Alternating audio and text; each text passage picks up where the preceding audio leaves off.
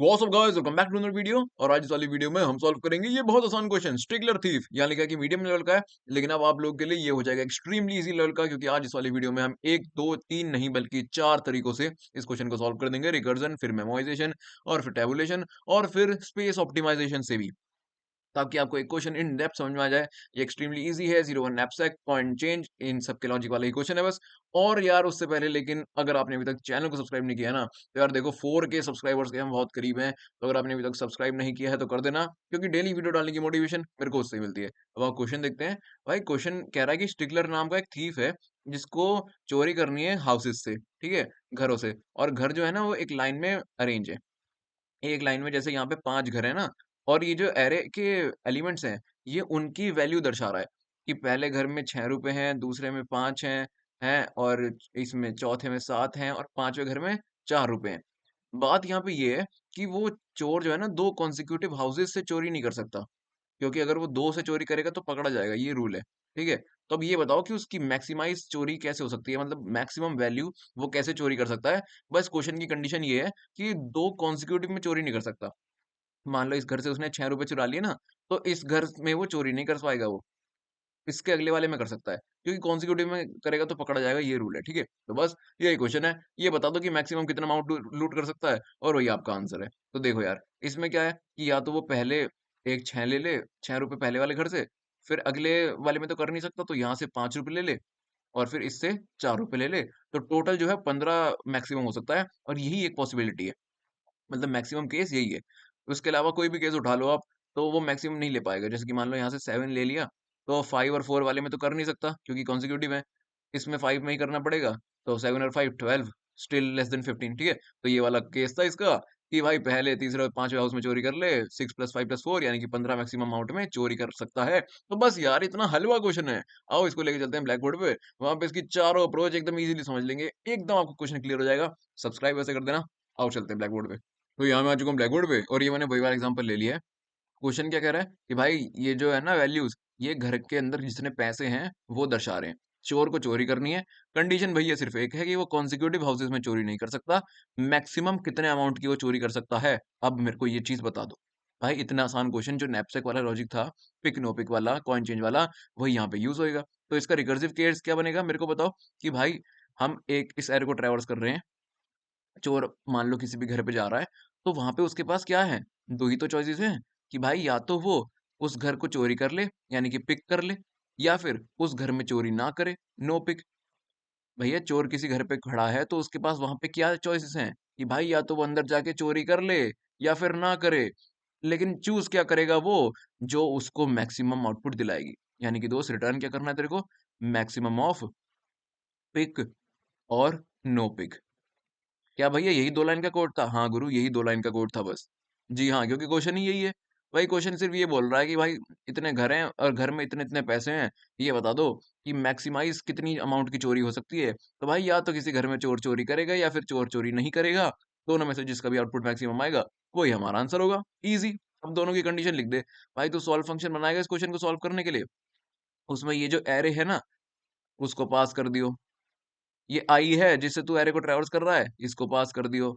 और और क्या पास करेगा? मेरे ख्याल से और तो कुछ पास करना ही नहीं है। बस यही 2 चीज़ें हैं।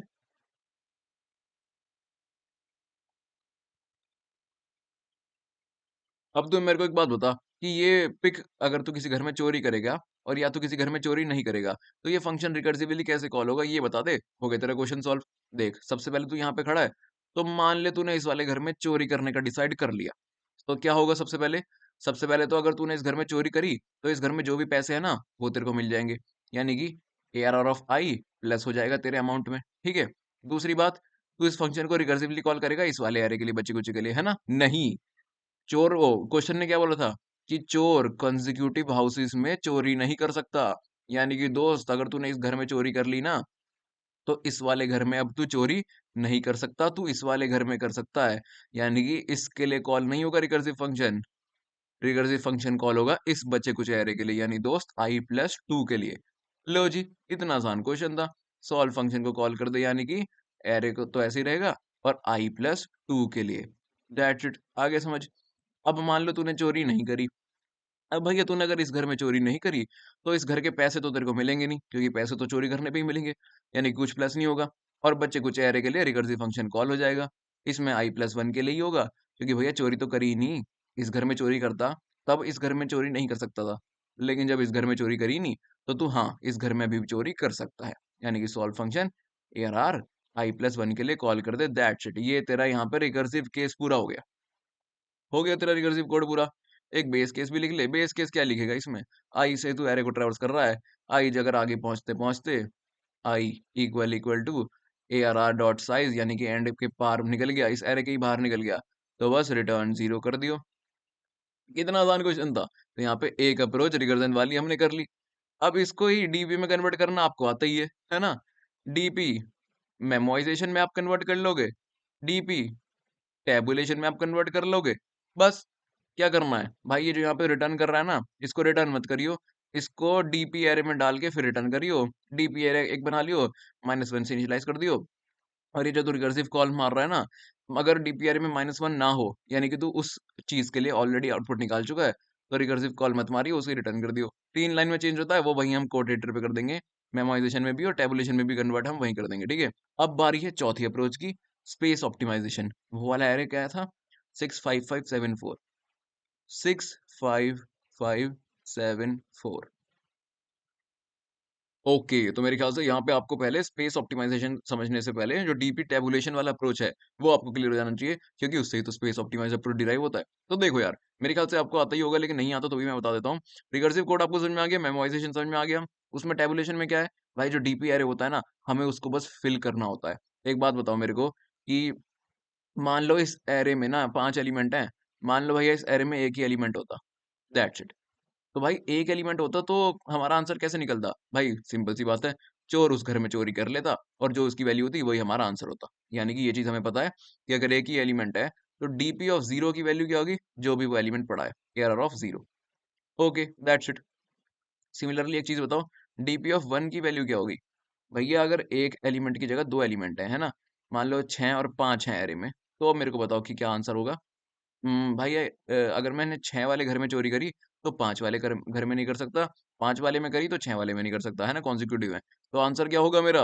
भैया इन दोनों का मैक्सिमम। तो बस वही तो कह रहा हूँ, यानी कि मैक्सिमम ऑफ ARR 0 और ARR 1, है ना भैया। अगर एक ही एलिमेंट है तो वही एलिमेंट आंसर होगा, दो एलिमेंट है तो दोनों का मैक्सिमम आंसर होगा। बस इससे ज्यादा अगर एलिमेंट है ना, तो हमारी कंडीशन लग जाएगी और हमारा डीपी अरे फुल हो जाएगा। मान लो 2 से ज्यादा एलिमेंट हैं, तो जितने भी एलिमेंट हैं 2 से लेकर n तक जितने भी हैं उनके लिए लूप चला, और उनके लिए अब डीपी अरे को भर दे। यानी कि DP of I is equal to, यहाँ पे आई ए वाला वेरिएबल है, आई इज इक्वल टू 2 से लेकर हमने n तक लूप चला है ना, तो आगे जैसे DP of 2, DP of 3 loop में जो भी चल रहा है, उसकी वैल्यू क्या होगी? देखो यार, अगर चोर मतलब क्या हो सकती है, इसकी वैल्यू आप मेरे को बताओ। 3 एलिमेंट है, मान लो आई यहाँ पे आ गया, तो इसकी वैल्यू क्या हो सकती है कि या तो भाई चोर ने इस वाले घर में चोरी करी होगी, या फिर इस वाले घर में चोरी करी होगी, है ना। अब एक बात बताओ मेरे को, अगर चोर ने, बात को ध्यान से सुनना, अगर आई यहाँ पे खड़ा है और चोर ने अगर इस वाले घर में चोरी करी होगी, तो क्या वो आई वाले घर में चोरी कर सकता है क्या? नहीं कर सकता। यानी कि अगर चोर ने इस वाले घर में चोरी करी होगी ना, तो आंसर क्या आएगा? डीपी ऑफ जो भी i-1 पे पड़ा है, वही डीपी ऑफ आई की वैल्यू हो जाएगी, क्योंकि वो इस आई वाले घर में चोरी नहीं कर सकता। जो इसकी, जहां तक इसकी वैल्यू है, वो यहाँ की वैल्यू होगी अगर उसने इस वाले घर में चोरी करी है। सही बात है। लेकिन अगर उसने इस वाले घर में चोरी नहीं करी, इस वाले घर में चोरी करी है, तो क्या आंसर होगा? भैया जो भी इसकी वैल्यू है, डीपी ऑफ i-2 प्लस, अगर तूने इस वाले घर में चोरी करी है, तो तू इस वाले घर में भी चोरी कर सकता है। यानी कि दोस्त प्लस कर दियो ARR ऑफ आई को, दैट्स इट। अब इन दोनों में से तू चूज कौन सा करेगा? भैया जो भी मैक्सिमम आउटपुट मेरे को देता है, वही मैं चूज करूंगा। ले दोस्त, तेरा टेबुलेशन का कोड भी हो गया। एंड में रिटर्न कर दियो डीपी ऑफ एन। यार एक बात बता, तू हर इटरेशन में क्या दिख रहा है कि भाई अगर चोर ने पिछले वाले घर में चोरी करी है, तो इस वाले घर का भी आंसर वही होगा, यानी करंट आंसर वही होगा, क्योंकि अगर पिछले वाले घर में चोरी करी है, तो इस वाले में कर नहीं सकता, कॉन्जिक्यूटिव है। लेकिन अगर नहीं करी, तो उससे पिछले वाले में करी होगी, तो जो इसकी वैल्यू है वो भी प्लस हो जाएगी, क्योंकि कर सकता है। बस तो इस काम को दो वेरिएबल से कर ले। एक भाई प्रीवियस वेरिएबल ले ले, उसको यहाँ से इनिशियलाइज कर दे, ठीक है। ये चेक करेगा कि पिछले वाले घर में चोरी करी है या नहीं। और एक सेकंड प्रीवियस या फिर एस प्रीवियस नाम से ले ले, इसका मतलब सेकंड प्रीवियस, उसको इससे भी पीछे ले ले, यहाँ से जीरो से इनिशियलाइज कर दे इसे कि भाई इसने अगर पिछले वाले में नहीं करी तो पिछले से पिछले वाले में करी होगी। बस भैया दैट्स इट। अब देख तेरे को ये चीज तो बताइए कि अगर एरे में एक ही एलिमेंट हो तो वही आंसर है ना? अगर एरे में दो एलिमेंट हो तो दोनों का मैक्सिमम आंसर है। यानी कि डीपी अगर जीरो वो हो, मतलब एक एलिमेंट हो, दो एलिमेंट हो, तो तेरे को पता है, ठीक है? उससे ज्यादा है तो उसके लिए लूप चला दे, for is equals to I two से लेकर एन तक। और क्या उसमें तू देखेगा भैया, जो यहाँ पे कर रहे हैं ना वो यहाँ पे लिख दे। एक अपना आंसर वेरिएबल बना लियो, और आंसर वेरिएबल किसके बराबर होगा?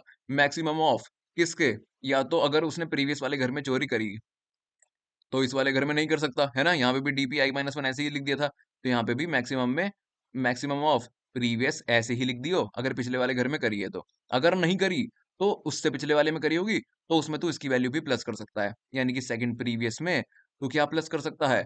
ARR ऑफ आई। और दोस्त यही ले तेरा हो गया स्पेस ऑप्टिमाइज्ड कोड पूरा। फॉर लूप यहाँ पे खत्म हुआ, रिटर्न कर दियो अपना आंसर, दैट्स इट। एक मिनट, तू प्रीवियस और सेकंड प्रीवियस को आगे कैसे बढ़ाएगा? भैया सिंपल सी बात है, जो भी तेरा आंसर आया ना, यानी कि वो अब अगली इटरेशन के लिए वो प्रीवियस हो जाएगा, है ना? तो प्रीवियस को उसके बराबर कर दियो, आंसर के बराबर। लेकिन सेकंड प्रीवियस तो प्रीवियस के बराबर होना चाहिए, है ना? अगर प्रीवियस आगे चला जाएगा तो सेकंड प्रीवियस यहाँ पे आना चाहिए। तो ये करने से पहले सेकंड प्रीवियस को प्रीवियस के बराबर कर दियो, जैसे हम उसमें लिंक लिस्ट में और इन सब में इंक्रीमेंट नहीं करते, previous is equals to current, current is equals to next, as it is. Okay, तो यहाँ पे हमने एक कोड रिकर्जन का देख लिया, फिर डीपी मेमोराइजेशन का देख लिया, फिर यहाँ पे पूरा टेबुलेशन की कोड देख ली, और उसके बाद स्पेस ऑप्टिमाइजेशन भी, यानी कि चारों कोड हमने देख लिए। बहुत इजीली यार सबको समझ में आ चुके होंगे। और अब आओ यही चारों कोड लिख देते हैं बहुत तेज स्पीड में कोड एडिटर पे। तो ये यहाँ पे आ चुका हूँ कोड एडिटर पे, और यहाँ पे एक के बाद एक चारों कोड लिखते हैं, मजा आ जाएगा। ठीक है, सबसे पहले रिकर्जन वाला कोड देखते हैं भाई। एक हम फंक्शन बनाएंगे सॉल्व, उसमें क्या पास कर देंगे भाई? एक एरे पास कर देंगे और एक इंडेक्स पास कर देंगे। स्टार्टिंग से पास करते हैं जीरो से, बस, और वही हमारा आंसर रिटर्न कर देगा। तो भाई इसको ही ना हम यहाँ पे रिटर्न कर देंगे। अरे कैप्स लॉक रिटर्न। ठीक है, अब ये सॉल्व फंक्शन बना ले, इंट सॉल्व, दो ही पैरामीटर हैं बस। वेक्टर जो है वो तो ऐसे कैसे पास कर दे, कंट्रोल सी कंट्रोल वी, और दूसरा क्या है? Int I, that's it. एक भैया बेस केस होगा, एक रिकर्सिव केस होगा।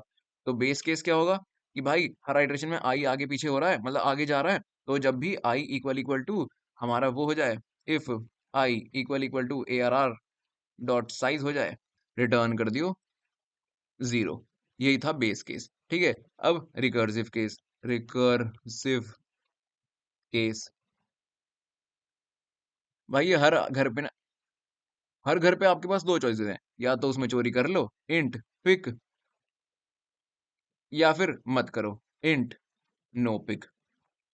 अगर आपने चोरी करी तो आपके पास उस घर के पैसे आ जाएंगे, यानी कि ARR ऑफ आई प्लस हो जाएगा, और फिर बच्चे कुछ एरे के लिए फंक्शन कॉल हो जाएगा, सॉल्व फंक्शन कॉल हो जाएगा बच्चे कुछ एरे के लिए, ARR और आई प्लस टू हो जाएगा। क्योंकि दोस्त अगर आपने ARR ऑफ आई वाले घर में चोरी कर ली ना, तो I+1 वाले घर में आप चोरी नहीं कर सकते। कॉन्जिक्यूटिव घर में चोरी करना मना है, सिंपल सी बात है। ठीक है, और सिमिलरली नोपिक में क्या होगा? अगर आपने चोरी नहीं करी तो कुछ प्लस नहीं होगा, और सॉल्व फंक्शन कॉल हो जाएगा ARR I+1 के लिए। That's it. इन दोनों में से आप चूज क्या करोगे? जो भी मैक्सिमम है, return maximum of pick comma no pick. लो जी गाइस, इतना सा ही आसान कोड था यहाँ पे। इसे रन करके देखते हैं, कंपाइल रन करके। ओके, तो यहाँ पे सेगमेंटेशन फॉल्ट आ रहा है, वो आ रहा होगा क्योंकि रिकर्सिव कोड की टाइम कॉम्प्लेक्सिटी ज्यादा होती है। अब इसको ही हम डीपी विद मेमोराइजेशन में कन्वर्ट कर देते हैं। एक डीपी एरे बना ले, वेक्टर इंट डीपी, उसको इसके साइज का ही बना ले एरे के, ARR डॉट साइज, और पूरे को इनिशियलाइज कर दे -1 से, और यहाँ पे इस फंक्शन में भी इसको पास कर दे। ठीक है ना, यहाँ पे इसको कॉल भी कर देते हैं, मतलब सॉरी इनिशियलाइज भी कर देते हैं यहाँ पे, control C control V by reference. ठीक है, और कहाँ फंक्शन कॉल हो रहा है? यहाँ पे फंक्शन कॉल हो रहा है, और यहाँ पे फंक्शन कॉल हो रहा है। ठीक है दोस्त, रिकर्सिव कोड में जाने से पहले ना ये देख लियो कि तूने डीपी एरे को -1 से इनिशियलाइज किया था। अगर किसी भी पॉइंट पे डीपी ऑफ आई जो है वो नॉट इज इक्वल टू -1 है, यानी कि उसका आंसर तू ऑलरेडी निकाल चुका है, तो रिकर्सिव कोड में जाएगा ही क्यों? जो उसका आंसर है वो रिटर्न कर देना, return DP of I. Similarly यहाँ पे रिटर्न करने से पहले वो कर, डीपी एरे में डाल दे। अरे भैया डीपी ऑफ आई में डाल दे, फिर रिटर्न कर, और यहाँ पे हमारा कोड कन्वर्ट हो गया डीपी में। आओ इसे कंपाइल करते हैं। ओके, तो यहाँ पे हमारा कोड कंपाइल हो गया, लेकिन आंसर गलत आ रहा है, और ये बहुत इंटरेस्टिंग चीज़ है, पता है? क्योंकि देखो, यहाँ पे बेस केस में क्या लिखा है कि आई अगर arrow डॉट साइज़ के इक्वल हो गया, यानी कि n इंडेक्स पे अगर वो पहुँच गया, तो रिटर्न कर दियो 0, ठीक है? लेकिन यहाँ पे हम फंक्शन में क्या कॉल कर रहे हैं? इस वाले पिक वाले फंक्शन में हम i+2 के लिए कॉल कर रहे हैं, यानी कि वो 0 से बड़ा भी हो सकता है ना, मतलब सॉरी, n से आगे भी जा सकता है। तो उसके लिए तो ये फंक्शन काम कर जाएगा, फिर तो आंसर गलत आ जाएगा। इसलिए यहाँ पे इक्वल टू की जगह ग्रेटर देन इक्वल टू लिख दे कि भाई अगर आउट ऑफ बाउंड हो जाए ना, बिल्कुल ही आगे भी निकल जाए, तो भी रिटर्न 0 कर दियो। अब कंपाइलन करके देखते हैं, और अब यहाँ पे हमारा कोड सक्सेसफुली कंपाइल हो चुका है। यहाँ पे रिकर्सिव कोड हो गया, डीपी वाला कोड, ओ मेमोराइजेशन वाला कोड हो गया। अब आओ इसको ही हम कन्वर्ट कर देते हैं उसमें, हमारे टैबुलेशन में। उसके लिए क्या करना है भाई? वही एक इंट सॉल्व फंक्शन बना ले, इंट सॉल्व, उसमें पास कर दे इस वेक्टर को, बड़ा कर पहले तो, कंट्रोल सी कंट्रोल वी, ठीक है, और एक इंट आई, नहीं इसमें इंट आई की जरूरत थोड़ी ना है, ठीक है, इसमें डीपी एरे पास कर देंगे बाद में बस। उसमें क्या करना है भाई? बेस केस को तो डीपी एरे में भर दे, यानी कि डीपी ऑफ 0 की वैल्यू तेरे को पता है ना क्या है? डीपी ऑफ 0 की वैल्यू जो एलिमेंट है वही है ए R of I. Okay, DP of 1 की वैल्यू भी तेरे को पता है, डीपी ऑफ 1 यानी कि अगर दो एलिमेंट हैं तो उन दोनों का मैक्सिमम, यानी कि is equal to maximum of A R of 0 comma A R of 1, है ना, इन दोनों का मैक्सिमम। चल ठीक है, अब बाकी बचे कुछ एरे के लिए तो फॉर्मूला लगा देगा, int I is equal to 2 I less than A R R dot size I plus plus, है ना। और इसमें क्या करेगा कि डीपी ऑफ आई की वैल्यू, भैया या तो उसने पिछले वाले घर में चोरी करी होगी, मैक्सिमम ऑफ, अगर उसने पिछले वाले घर में चोरी करी है तो इस वाले घर में वो नहीं कर सकता, यानी कि डीपी ऑफ i-1 ही रहेगा। लेकिन अगर उसने पिछले वाले घर में चोरी नहीं करी तो कर सकता है, यानी कि उससे पिछले वाले में करी होगी i-2 में, डीपी ऑफ i-2, और तो इस वाले घर में भी कर सकता है, यानी कि एरर ऑफ आई को भी प्लस कर दियो। लो जी, हो गया हमारा कोड पूरा। यहाँ पे एंड में क्या रिटर्न कर देगा तू? DP of N, DP of N, और दोस्त एन क्या है? एरर ऑफ साइज, यहाँ पे लिख भी लियो, इंट, एक काम करना, इसको बाहर इनिशियलाइज कर देंगे एन को भी, int N is equal to A R R dot size, DP vector बना ले, वेक्टर डीपी एन साइज का इनिशियलाइज किससे कर देगा? 0 से इनिशियलाइज कर दे, और रिटर्न कर दे सॉल्व फंक्शन, उसमें भैया ये भी पास कर दियो, एरे भी, इंडेक्स तो कुछ पास करना नहीं, डीपी वेक्टर पास कर दियो, ठीक है।